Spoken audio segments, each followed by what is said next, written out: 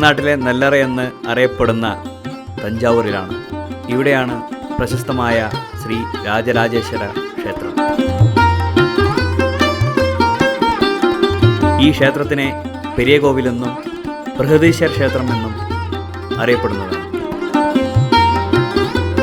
ചോഴ രാജവംശത്തിലെ പ്രമുഖനായ രാജാവായ ശ്രീ രാജരാജ ചോളൻ ഈ ക്ഷേത്രം പണികഴിപ്പിച്ചത്. AD 985 മുതൽ AD 1013 ഇത് പൂർത്തിയായത്. കുഞ്ചരമല്ലൻ പെരുന്തച്ചൻ എന്ന ശില്പി നിർമ്മിച്ച ഈ ക്ഷേത്രം പൂർണ്ണമായും കരിങ്കല്ലിൽ നിർമ്മിച്ചെടുത്ത ക്ഷേത്രമായി കണക്കാക്കപ്പെടുന്നു. ഈ മഹാമേരു ക്ഷേത്രത്തിന് 66 മീറ്റർ ഉയരമുള്ള ഗോപുരവും 16 അടി നീളവും 13 അടി ഉയരവുമുള്ള ഒറ്റക്കല്ലിൽ തീർത്ത നന്ദിയുടെ ശില്പവും.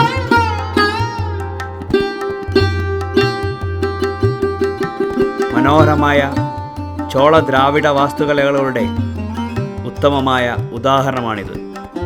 1987 യുനെസ്കോ ലോക പൈതൃക പട്ടികയിൽ ഇതിന് സ്ഥാനം കൊടുത്തു.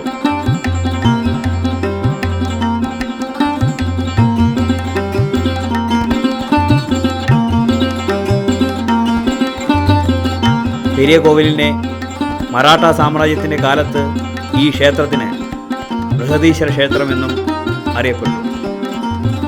ഈ ക്ഷേത്ര സമുച്ചയത്തിന് മഹാനിർമ്മിതിക്ക് 1,30,000 ടൺ കരിങ്കല്ല് വേണ്ടി വന്നു. രാജരാജേശ്വര ക്ഷേത്രത്തിന് പ്രധാനമായും 2 കവാടങ്ങളാണുള്ളത്. നിരവധി മനോഹരങ്ങളായ ശില്പങ്ങൾ ഈ ഗോപുരത്തിന് മനോഹാരിത കൂട്ടുന്നു. രാജരാജേശ്വര ക്ഷേത്രത്തിന് പ്രധാനമായും 2 കവാടങ്ങളാണുള്ളത്. ആദ്യം കാണുന്ന കവാടത്തിൻ്റെ പേരു കേരളാന്തകൻ തിരുവയിൽ എന്നാണ്. കേരള രാജാവായ ശ്രീ ഭാസ്കര രവിവർമ്മനെ പരാജയപ്പെടുത്തിയതിനു ശേഷം രാജരാജൻ 1 ലഭിച്ച പേരാണത്രേ ഈ കേരളാന്തകൻ.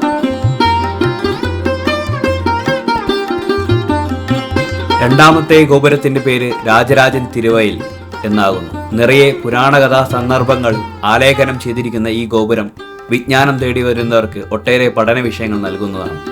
ശിവമാർക്കാണ്ഡേയ പുരാണങ്ങൾ മാത്രമല്ല, അർജുന കിരാത സന്ദർഭവും ഇതിൽ അടയാളപ്പെടുത്തുന്നുണ്ട്.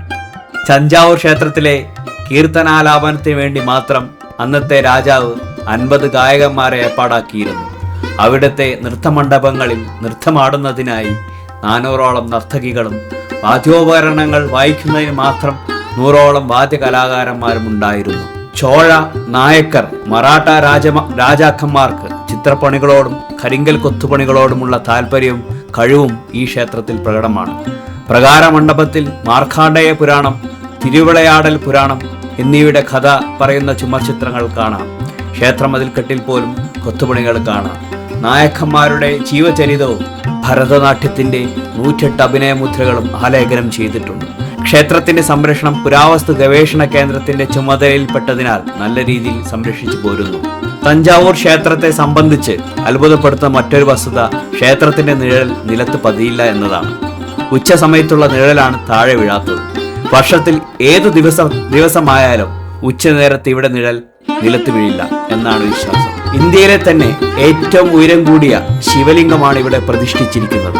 തഞ്ചാവൂർ ബൃഹദീശ്വര ക്ഷേത്രത്തിലെ നിർമ്മിതിയിൽ ഏറെ അതിശയിക്കുന്ന ഒന്ന് ഇവിടുത്തെ ക്ഷേത്ര ഗോപുരത്തിന് മുകളിലെ മകുടമാണ്. ഏകദേശം 80 ടൺ ഭാരമുണ്ട്.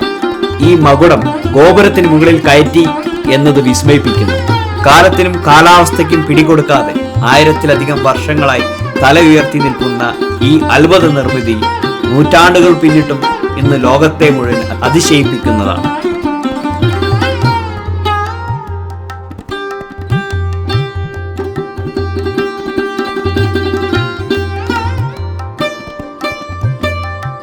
മനുഷ്യനാൽ നിർമ്മിതമാണോ ഈ നിർമ്മിതി എന്ന് നോക്കിക്കാണുവാൻ ഒരിക്കലെങ്കിലും നിങ്ങൾ എല്ലാവരും ഇവിടം സന്ദർശിക്കുക. ഇത്തരം വീഡിയോകൾക്കായി ഞങ്ങളുടെ ചാനൽ സബ്സ്ക്രൈബ് ചെയ്യുക.